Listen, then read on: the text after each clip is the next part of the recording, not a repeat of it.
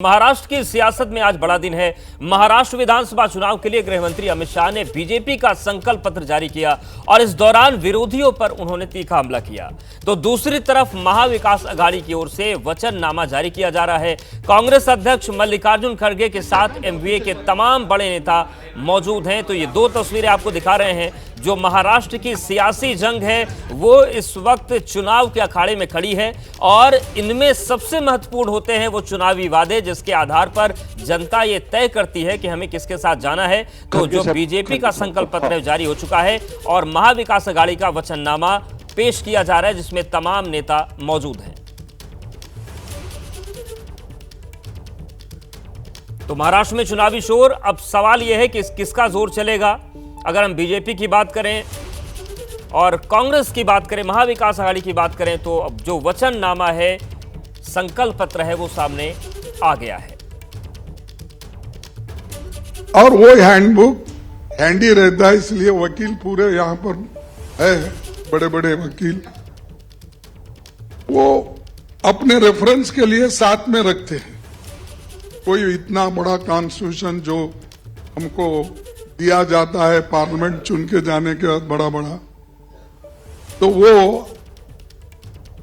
कोई भी साथ में उतना लेके नहीं जाता, कोई वकील भी नहीं लेके जाता। हैंडबुक जो कॉन्स्टिट्यूशन का है लेके कॉन्स्टिट्यूशनल एक्सपर्ट्स जो भी उसका रेफरेंस देते हैं। लेकिन मोदी जी, मैं उनको क्या बोलूं, आप लोग बहुत गुस्सा करते हो क्योंकि थोड़े लोग उसके बहुत ही प्रेमी हैं। क्या बोलते हैं आप लोग? अंधभक्त आहेत। अंधभक्ताला खरं बघितलं तर बाळासाहेब थोरातचे ते काय म्हणतात, नाना काय आजोबा, वो कभी अंधभक्त नहीं थे। तो अंधभक्तों को जगह नहीं। बीजेपी का संकल्प पत्र जारी करने के दौरान गृहमंत्री अमित शाह ने महाविकास अघाड़ी को कई मुद्दों पर घेरा है। अमित शाह ने कहा कि उद्धव ठाकरे 370 हटाने का विरोध करने वालों के साथ खड़े हैं। साथ ही उन्होंने उलेमा बोर्ड की मांग को लेकर भी सख्त बयान दिया है। अमित शाह ने कहा कि संविधान में धार्मिक आरक्षण का कोई प्रावधान नहीं है। तो वहीं सीएम फेस को लेकर अमित शाह ने कहा कि चुनाव के बाद महायुति में मुख्यमंत्री का चेहरा तय किया जाएगा। भारतीय जनता पार्टी की सरकार, एनडीए की सरकार, महायुति की सरकार जब जब बनी, हमारे संकल्पों को सिद्धि में परिवर्तित करने का काम हमने प्रयास पूर्वक। कोई नहीं मानता था कि धारा 370 का वादा समाप्त हो जाएगा, इस देश से धारा 370 चली जाएगी, मगर आज धारा 370 को समाप्त करने का काम मोदी जी के नेतृत्व में एनडीए सरकार ने किया। कोई नहीं मानता था इस देश में सीएए आएगा, कोई नहीं मानता था इस देश में यूसीसी की शुरुआत हो सकती है, कोई नहीं मानता था कि इस देश के अंदर ट्रिपल तलाक समाप्त हो जाएगा, कोई नहीं मानता था इस देश में राम जन्मभूमि का मंदिर 550 साल के बाद सम्मान के साथ राम जन्म के स्थान पर ही भव्य मंदिर दिखाई दे। अभी मैंने अखबारों में देखा, दस्तावेज भी देखा है। उलेमाओं की कॉन्फ्रेंस ने, उलेमाओं की एक संस्था ने मांग की कि माइनॉरिटी को आरक्षण दिया जाए और कांग्रेस के अध्यक्ष नाना पटोले जी ने इस मांग को स्वीकार करने का पत्र, एक्नॉलेजमेंट एक दिया है। मैं महाराष्ट्र की जनता को पूछना चाहता हूं, क्या कांग्रेस पार्टी के ये मंसूबे के साथ आप सहमत हैं? क्या एसटी, एससी, ओबीसी, दलितों का, आदिवासियों का और पिछड़ों का आरक्षण लेकर मुस्लिमों को देने के पक्ष में महाराष्ट्र की जनता है क्या? हमारा संविधान धर्म के आधार पर आरक्षण के पक्ष में नहीं। हमारे संविधान में किसी भी प्रकार का आरक्षण धर्म के आधार पर नहीं हो, और ये कांग्रेस ने सत्ता में आने से पहले ही वादा कर दिया है। मैं महाराष्ट्र की जनता को आगाह करना चाहता हूं कि आपको इस बात को संज्ञान में रखना चाहिए। अभी महाराष्ट्र में युति सरकार का नेतृत्व एकनाथ शिंदे जी कर रहे हैं। एकनाथ शिंदे जी हमारे मुख्यमंत्री हैं और चुनाव के बाद मुख्यमंत्री कौन होगा, तीनों पार्टियां इकट्ठा बैठकर इसका तय करेगी। हम शरद पवार जी को कोई मौका नहीं देंगे। महाराष्ट्र की राजनीति से बड़ी खबर है, बटेंगे तो कटेंगे पर मल्लिकार्जुन खड़गे का बयान आया। उन्होंने कहा हम सबको साथ लेकर चलते हैं। उन्होंने कहा कि योगी का नारा अलग है, मोदी का नारा अलग है। तो जिस तरीके से महाविकास अघाड़ी का वचननामा आ रहा है, उनके बीच मल्लिकार्जुन खड़गे ने बातें कही और सीधे रुख करते हैं मल्लिकार्जुन खड़गे का। इस वक्त वो संबोधित कर रहे हैं। 26 जुलाई 2017 को Kovind had become president a day, उस वक्त आपने ही ये दिखाया है। देखिए, आप देखिए, ये भी झूठ है, हम बता रहे हैं, तारीख बता रहे हैं। हाँ, अर्बन नक्सलाइट है। देखो, इतना झूठ बोलना, ये खुद ही देते हैं और हमको अर्बन नक्सलाइट बोलते हैं, और ये खुद ही देते हैं कि ये इसमें कोरे पन्ने हैं, इसमें कुछ लिखा हुआ नहीं है। अरे जाके इनको और एक प्राइमरी स्कूल में भर्ती करो, आपके है नहीं कोई, ये इनको वापस लाओ भाई, हमारे पास ट्रेनिंग लो, फिर भाग के जाओ। ऐसा मत बोलो, यहीं रहो बोलो। आप भी ऐसा ही करते हैं, संजय भी और उद्धव जी ट्रेनिंग देते हैं, सब कुछ करते हैं, ट्रेनिंग लेने के बाद भाग जाते हैं। जाने दो। तो मैं आपको एक सबूत के तौर पर मैंने आपको बताया। इसीलिए सच्चाई ये है कि मोदी जी झूठ झूठ बोलते हैं, और उनको सपोर्ट करने वाले कौन है, वो उनके शब्द को पूरा रिपीट करने वाले शाह है। इसीलिए शाह तो पाप बेचारा पहले ही बोला, 2 करोड़ नौकरियां, 15 लाख, ये सब इलेक्शन जुमला है। फिर क्यों उसके ऊपर टीका नहीं होती, क्यों उसके ऊपर लेख नहीं लिखे जाते? आज भी झूठ बोल रहे, क्यों उसको लोग स्वीकार करते, मुझे समझ में नहीं आता। तो इसीलिए ये सारी चीजें तो मैं बोल रहा हूं, लेकिन अब मैं आपके सामने हमारे सभी नेता, जो संजय राउत जी है, सुप्रिया जी है, हाँ?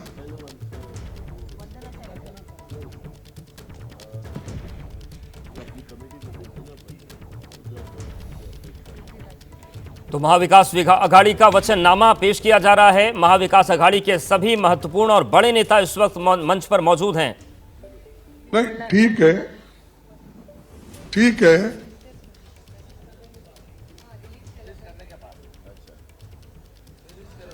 तो ये देखिए,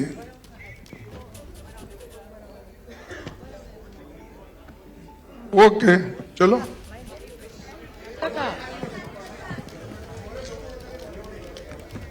तो देखिए, वचननामा बनाम संकल्प पत्र अब सामने आ गई हैं तस्वीरें, और अब इसके आगे की राजनीति होगी और जनता को यह तय करना है कि किस तरीके से उन्हें किसे तय करना है। कुछ खास मेहमान हमारे साथ जुड़ रहे हैं। विवेक कोडिस जुड़ रहे हैं, कांग्रेस प्रवक्ता हैं हमारे साथ। अरुण सावंत जी हैं, प्रवक्ता शिवसेना शिंदे। डॉक्टर सीमा मलिक जी हैं, हमारे साथ जुड़ गई हैं, प्रवक्ता एनसीपी शरद। राधिका खेड़ा जी हैं, प्रवक्ता बीजेपी। आप सभी का बहुत स्वागत है। और सबसे पहले हम कांग्रेस के पास ही चलते हैं।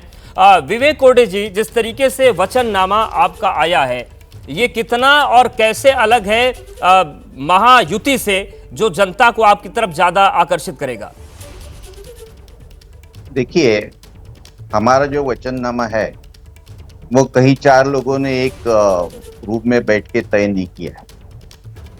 हम तीनों पार्टी के प्रथम जो नेता है वो सर्वप्रथम इकट्ठा हुए। उन्होंने जनता की समस्या के ऊपर सोचा जी। युवाओं की क्या समस्या है, किसानों की क्या समस्या है, महिलाओं की क्या समस्या है। और महाराष्ट्र में जो सब अराजक हुआ है पिछले 1.25 साल में, लॉ एंड ऑर्डर की पूरी वाताहत हो गई है, महिलाओं की कोई सुरक्षा का भान नहीं है जी। किसान कर्जे से परेशान है, युवा बेरोजगार है। ये सब चीजों को ध्यान में लेते हुए हमने हमारा महाराष्ट्र नामा आज लोगों के सामने रखा है। और इसमें सबसे बड़ा मास्टर स्ट्रोक आप उस वादे को मान रहे हैं जिसमें आरक्षण को 50% के दायरे से बाहर ले जाना है? आपको किसने कहा ये मास्टर स्ट्रोक है? देखिए, इस देश के समाज के लिए जो भी योजनाएं बनानी है, वो बनाने के लिए समाज में कौन से तबके के कौन लोग हैं जी, कौन से वर्ग आर्थिक दृष्टया सक्षम है, कौन से वर्ग शैक्षणिक दृष्टया आगे है, इसका सर्वे तो होना चाहिए। और ये हम सर्वे कर रहे हैं और हम ये कह रहे हैं ठीक है कि जरूरत रही तो जो 50% आरक्षण की कैप है, उस कैप को हम उठाएंगे और लोगों को न्याय देंगे, क्योंकि ठीक है, लोगों को न्याय देंगे। राधिका खेड़ा जी, जैसा कि विवेक जी कह रहे हैं कि बीते 1-1.5 साल से राज्य में कुछ ठीक चल नहीं रहा है, महिलाओं की स्थिति ठीक नहीं है, बेरोजगारी की बड़ी मुश्किलें, इन तमाम चीजों को देखकर सभी लोगों ने जो अघाड़ी है उसने मिलकर तय किया है वचननामा। नमस्कार। कांग्रेस और महाविकास अघाड़ी जब भ्रष्टाचार, वोट बैंक राजनीति, नफरत की राजनीति, बांटने की राजनीति और लोगों को परेशान करने की राजनीति में उलझे हुए हैं, उसी तरफ आप देखिए भारतीय जनता पार्टी क्या कर रही है। विकास की बात कर रहे हैं, विश्वास की बात।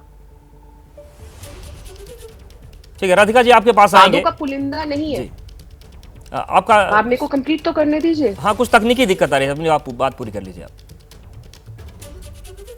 जी, भाजपा का जो संकल्प पत्र है वो सिर्फ वादों का पुलिंदा नहीं है, बल्कि महाराष्ट्र की प्रगति, जनता के विश्वास का दस्तावेज है। इसीलिए हम 2100 रुपए की लाडली बहन योजना लेकर आए हैं, किसानों के लिए कर्ज माफी, 10 लाख छात्रों के लिए 10,000 रुपए की मासिक स्टाइपेंड हो या 30% बिजली बिल की कटौती हो। हमारा जो संकल्प पत्र है वो 17 उलेमाओं के द्वारा दी गई डिमांड नहीं है कि ये 17 डिमांड है जिसमें सारी जमीन उनको दे दी जाए, जिस तरीके से 2014 के पहले हमने देखा था कांग्रेस और उनकी अलायंस ने 100 एकड़ से ज्यादा जमीन वक्फ बोर्ड को दिल्ली में दे दी थी क्योंकि लोकसभा के चुनाव थे, बिना किसी से पूछे। ना हम ये वादा कर रहे हैं कि 17 जो डिमांड दी है उलेमाओं ने कि आप 15,000 रुपए टैक्स पेयर का पैसा हर महीने मौलानाओं को देंगे, ना ये बात कर रहे हैं कि आप नेताओं को बैन कर देंगे, धर्मगुरुओं को बैन कर देंगे, अरेस्ट कर देंगे। तो हमारा जो है वो महाराष्ट्र की जनता के विकास के लिए है, जिसमें हमने किसी धर्म, वर्ग, जाति विशेष को नहीं रखा है, हर व्यक्ति के लिए है, क्योंकि बच्चे हैं जिनको स्टाइपेंड मिलेगा वो हर धर्म के होंगे, हर वर्ग के होंगे। ठीक है, मतलब आपने सभी वर्गों का ख्याल रखा है। जिनको लाडकी जी, डॉक्टर सीमा मलिक जी, जैसा कि राधिका जी कह रही हैं कि जो हमारा जो संकल्प पत्र है वो सभी वर्गों को ख्याल में रखकर रखा गया है। हमारा संकल्प पत्र वो वचननामा नहीं है जिसमें केवल उलेमाओं की बात मान ली गई। देखिए, मुझे पता नहीं कि उलेमा की जो बात है वो कहाँ से आई है और किस तरह की फेक न्यूज फैलाई गई है और किस तरह के सबको पता है कि किस तरह से जो लेटर्स इस समय घूम रहे हैं जो फेक सपोर्ट वाले। तो मैं इस बारे में कोई बात करना नहीं चाहती क्योंकि सबको पता है कि एक बहुत फेक न्यूज है। तो I don't want to waste my time on this. और देखिए, जिस तरह से आज जो हमारा जो संकल्प पत्र है वो एक अपना बजट देखते हुए अच्छी तरह से बनाया हुआ है जिसमें कि हम अपने पूरे वादे पूरे कर सके।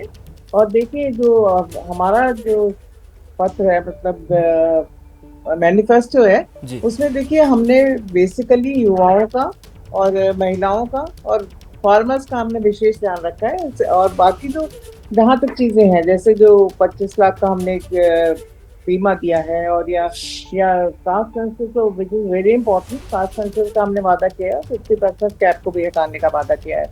देखिए, जो आज महिलाओं की पोजीशन है हमारे देश में, और मेरे ख्याल से it was very much required to give them 3,000 rupees per month and free bus service and all, because मेरे ख्याल से वो एक बहुत वंचित रही है बहुत दिनों से और उनको एक सपोर्ट मिलना चाहिए।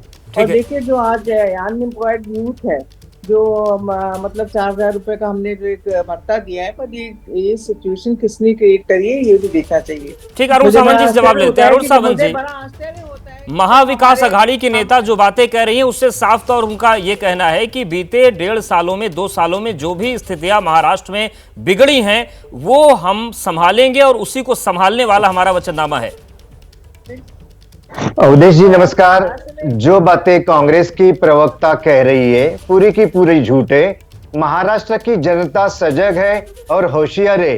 पिछले 2.5 सालों में इस महाराष्ट्र में महायुति सरकार ने जो प्रगति के विकास के काम किए, इस महाराष्ट्र को नंबर 1 लाने के लिए मुख्यमंत्री एकनाथ शिंदे जी और दोनों उप मुख्यमंत्रियों ने जो काम किया है, उस काम को आने वाले इलेक्शन में न्याय मिलने वाला है। जिस प्रकार से अगर कुछ इंपॉर्टेंट बातें कही जाए तो आप कोस्टल रोड ले लो, समृद्धि महामार्ग ले लो, आप MTHL जो देश का सबसे बड़ा ब्रिज है वो ले लो, वाड़वन बंदर यहाँ पर आने जा रहा है, वहां पर एयरपोर्ट बनने जा रहे हैं, 7 एयरपोर्ट अलग अलग हमारे शहरों में बने। ये सारी जो बड़ी बड़ी जो प्रोग्रेस हुई इस महाराष्ट्र में उसको देखा जाएगा, लेकिन महाविकास आघाड़ी जो है उनको ये सारी बातें नजर में नहीं आती है, नजरअंदाज करते हैं वो, और सिर्फ झूठी राजनीति यहाँ पर खेलने की वो कोशिश कर रहे हैं। जिस प्रकार से लाडली बहना ने यहाँ पर पूरे महाराष्ट्र में हलचल मचा दी है, इनके पैरों तली जमीन खिसक गई है, और जो हमने काम किए उसी काम को ये आपने लेकिन वो 15 लाख और बेरोजगारी के मुद्दे पर आपसे सवाल उठाते हैं कि आप लोग उस पर कुछ नहीं कर पाए। बिल्कुल सही है, बेरोजगारी का मुद्दा जायज है, और इसीलिए हमारी सरकार ने पिछले कई दिनों में, कई महीनों से जो अलग अलग प्रोजेक्ट यहाँ पर लाए, उससे लाखों लोगों को रोजगार मिल चुका है। और जो हमारा आगे का विजन है, एजेंडा है हमारा, उस एजेंडा का आप अभ्यास कीजिए, आपको मालूम पड़ेगा कि लाखों नौकरियां हम उपलब्ध करने। ठीक है, इस पर विपक्ष ज्यादा नजर रखता है। विवेक कोरडे जी, सावंत जी कह रहे हैं कि हमने इस पर काम किया है और हमने लाखों ऐसी तमाम योजनाएं चलाई जिसमें तमाम लोगों को रोजगार मिला है। देखिए, सावंत जी ने जो कहा कि महाराष्ट्र की जनता सजग और होशियार है, उसका मैं पूरा समर्थन करता हूं। महाराष्ट्र की जनता सजग है और होशियार है, इसीलिए तो लोकसभा के चुनाव में ये जो तथाकथित युति वाले लोग हैं उनको महाराष्ट्र की जनता ने हराया। अब बात रही उन्होंने रोजगार निर्मित की है, महाराष्ट्र के रोज बीच में कौन बोल रहा है? ठीक है, आप अपनी बात पूरी करें। महाराष्ट्र में रोजगार वगैरह निर्मित करेंगे या आएंगे तो करेंगे, हम देख लेंगे, क्योंकि मोदी जी ने जो 2 करोड़ रोजगार की जो बातें की थी 10 साल पहले, उसमें से तो कुछ भी नहीं किया है। लेकिन महाराष्ट्र के उद्योग गुजरात में भगाने के और भगा देने की पूरेपूर कोशिश की, और उद्योग जो गुजरात में गए उसके वजह से महाराष्ट्र के 5 लाख रोजगार भी गुजरात चले गए। महाराष्ट्र 1 नंबर का था, अब ये 10 नंबर पे चला गया। और लाडली बहन योजना की बात कर रहे हैं। फिलहाल आज आप मार्केट में जाएंगे तो जो भाजी 20 रुपया पाव मिल रही थी वो 50 रुपया पाव तक गई है। हर चीज में महंगाई करके उनके जो ब्रदर इन लॉ है उसके जेब से 5,000 रुपया निकालने का, और लाडली बहना की ये कहने का कि देखो हम आपको 1,500 रुपए दे रहे हैं। ठीक है, कि आप ये कह रहे हैं कि जितना दिया जाएगा उससे ज्यादा निकल जा रहा है। राधिका खेड़ा जी, एक जो सवाल उठा रहे हैं कि जो बाहरी बनाम भीतरी का मामला आया, बाहरी बनाम स्थानीय का मामला है, प्रत्याशी को लेकर भी आया, और जैसा कि विवेक जी बोल रहे हैं कि जो उद्योग है महाराष्ट्र के वो गुजरात जा रहे हैं, ये आरोप बार बार लग जाते हैं बीजेपी पर, महायुति पर। देखिए, बहुत अफसोस की बात है कि शायना एनसी तो महाराष्ट्र की है, और इन लोगों ने क्या कहा, महाविकास आघाड़ी ने, उन्होंने कहा कि वो बाहरी माल, पता नहीं क्या क्या शब्द इस्तेमाल कर रहे थे महिलाओं के लिए। यहाँ पे ये लोग महिलाओं के लिए कुछ नहीं किया की चर्चा कर रहे हैं, तो ये लोग तो अब शायना एनसी कोई दुश्मन तो है नहीं, हिंदुस्तान पाकिस्तान की वॉर तो हो नहीं रही, एक दूसरे दल की है, और उसी दल से है जहां से उद्धव ठाकरे जी इतने साल तक साथ गठबंधन में रहे हैं, और किस समय के शब्द इस्तेमाल कर रहे हैं। क्या हम कहना शुरू कर दें सोनिया गांधी जी कहां से आई हैं, कौन से बाहरी देश से आई हैं? पर नहीं, हम नहीं कह रहे, क्योंकि हम जब महाराष्ट्र की विकास बात कर रहे हैं, सिर्फ महाराष्ट्र में विकास विकास विकास की बात कर रहे हैं, तो विपक्ष सिर्फ विवाद खड़ा करने में लगा हुआ है, विपक्ष सिर्फ बांटने में लगा हुआ है। आज विपक्ष को यह बताना होगा कि जब इनकी सरकार थी 2 साल के लिए, जो चोरी की सरकार थी, क्योंकि मत मिला था भारतीय जनता पार्टी और शिवसेना को, इन्होंने धोखा देके जाके एनवी अलायंस बनाई, उसका मत नहीं मिला था महाराष्ट्र से। तो जब आपने वो बनाई तो तब किसानों का कर्ज माफ क्यों नहीं किया? तब क्यों लगातार किसान सुसाइड कर रहे थे? तब आंगनबाड़ी और आशा कर्मचारियों को, कार्यकर्ताओं को मानदेय क्यों नहीं बढ़ाया गया? तब क्यों युवाओं को नौकरी नहीं दी गई? और तब क्यों मुख्यमंत्री से मिलने उनके नेता नहीं जा सकते थे? ये हमने तो नहीं कहा, उद्धव ठाकरे के लोगों ने कहा कि हम मुख्यमंत्री अपने घर से नीचे नहीं उतरते थे। कोरोना काल में जब पूरा देश एक दूसरे के लिए साथ खड़ा था तो उद्धव साहब ठाकरे जी के घर के द्वार बंद थे। ये मुख्यमंत्री था, मुख्यमंत्री परिवार का हेड है महाराष्ट्र का, और उन तक तो कोई पहुंच नहीं सकता था। तो भाजपा सिर्फ बात नहीं करती, हाँ काम करके दिखाते आए हैं और करते आए हैं, लेकिन सच्चाई ये है कांग्रेस हो या एमवी अलायंस, वो सिर्फ शूट एंड स्कूट की पॉलिसी करते हैं। उनको सिर्फ ये जानना है तुम्हारे मालिक का कौन सा धर्म है, कौन सी जाति है, तुम कौन सी जाति के हो, कितने, और मैं फिर बोलूंगी उनको सिर्फ एक धर्म विशेष की वोट चाहिए। वो हमने उलेमाओं की डिमांड पूरी करने, यहाँ पे लेकिन राधिका जी वो तो आप पर आरोप लगा रहे हैं। अभी मल्लिकार्जुन खड़गे जी की प्रेस कॉन्फ्रेंस चल रही है, उन्होंने बोला कि बांटने और काटने का काम तो आप ही लोग करते हैं, फिर आप ही लोग आरोप लगाते हैं। मुझे बताइए, क्या हमने पूछा कि आपकी जाति क्या है? क्या हमने किसी पत्रकार से पूछा उसके मालिक की जाति क्या है? क्या हमने पूछा मिस इंडिया में कौन सी जाति के लोग हैं? हमने पूछा कि फिल्म इंडस्ट्री में कौन से जाति के लोग हैं? क्या हमने किसी आर्मी वाले से पूछा आपकी धर्म और जाति क्या है? कौन पूछता है? राहुल गांधी जो सबसे बड़ा नेता है एमवी अलायंस का, और ये यहाँ पे लगातार मल्लिकार्जुन खड़गे साहब अमित शाह जी पे जो टिप्पणियां कर रहे थे, उनको क्या लगता है कि हर नेता उनके जैसा है? मुझे तरस आता है कि इतने सीनियर नेता, इतने वरिष्ठ नेता, जो इतने बड़े दलित नेता हैं इस देश के, आज उनकी हालत सीताराम केसरी से भी बुरी हो चुकी है कि वो कुछ बोलते हैं और राहुल गांधी कुछ बोलते हैं। राहुल गांधी अपने नेता की नहीं सुनते। ठीक है डॉक्टर सीमा मलिक जी आपके पास आएंगे, तो नहीं है खड़गे, लेकिन चूंकि सीधे आरोप कांग्रेस पर लगे हैं तो जवाब लेना जरूरी है। विवेक जी, बांटने और काटने की कोशिश कौन कर रहा है? क्योंकि राधिका जी कह रही हमने तो किसी खिलाड़ी की जाति नहीं पूछी, हमने किसी फिल्म स्टार की जाति नहीं पूछती, आप ही लोग पूछते हैं और फिर आप ही लोग कहते हैं कि सारा कांड बीजेपी कर रही है। तो उसका जवाब देने के पहले उन्होंने जो कहा महिलाओं के बारे में, उसके बारे में मैं बताना चाहता हूँ। महिलाओं के बारे में कोई भी अभद्र टिप्पणी वो कोई भी करे उसका हम निषेध करते हैं, लेकिन मैं उनको पूछना चाहता हूं कि महिलाओं की इतनी याद आ गई है जी। तब जब हमारे रेसलर्स न्याय के लिए बैठे थे दिल्ली में, तब बृजभूषण शरण सिंह को कौन बचा रहे?